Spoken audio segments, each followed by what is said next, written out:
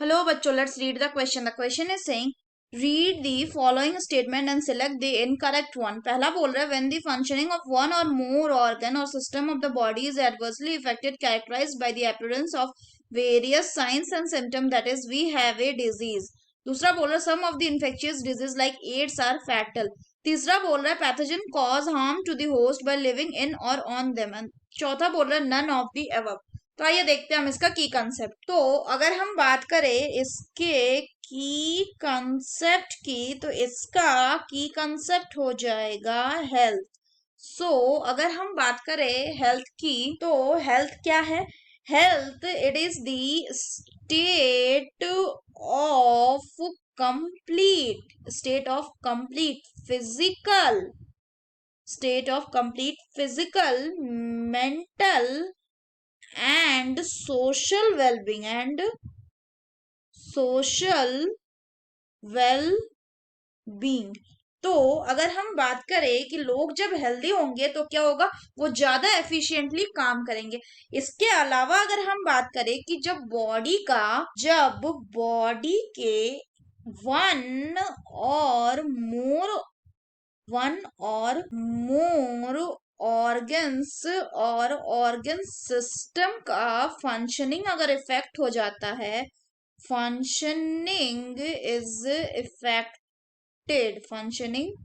Is affected, तब क्या कहते हैं हम कि हमारे बॉडी में बहुत सारे साइंस एंड सिम्टम्स दिख रहे हैं। इसका मतलब the person is suffering from any disease.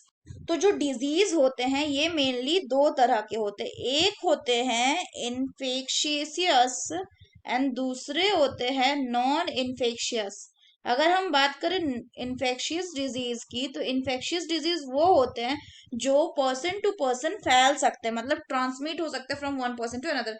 And non infectious disease वो होते हैं जो ट्रांसमिट नहीं होते। तो अगर इन्फेक्शियस डिजीज के एग्जांपल की बात करें, तो जैसे इसमें आता है कफ, कॉल्ड, एड्स एक्सेट्रा।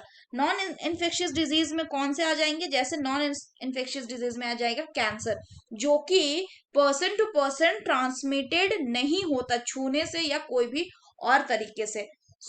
इसमें जो इन्फेक्शियस डिजीज है, इसमें जो एड्स है यानी एक्वायर्ड इम्यूनो डिफिशियंसी सिंड्रोम, ये सबसे ज्यादा क्या होता है, खतरनाक होता है। तो अगर हम दिए गए स्टेटमेंट की बात करें, तो स्टेटमेंट पहला बोल रहा है कि जब बॉडी का एक या एक से ज्यादा ऑर्गन या ऑर्गन सिस्टम अफेक्टेड रहेगा, तब हमें वेरियस साइन एंड सिम्टम दिखेगा, तब हम क्या कहेंगे कि हमारे पास डिजीज हो गया है। ये क्या है, ये करेक्ट स्टेटमेंट। दूसरा बोल रहा है कि कुछ इन्फेक्शियस डिजीज जैसे कि एड्स फैटल होते हैं, फैटल मतलब जानलेवा, तो ये बिल्कुल सही है। तीसरा बोल रहा है कि जो पैथोजेंस हैं they cause harm to the host by living in और ऑन देम, तो ये स्टेटमेंट भी बिल्कुल सही है कि ये होस्ट को नुकसान पहुंचाते हैं उनमें रहकर। हमें इनकरेक्ट स्टेटमेंट चूज करना है। So the final option will be option D, that is none of the above. So that's all for the question बच्चों। Hope you understood it well. Best of luck.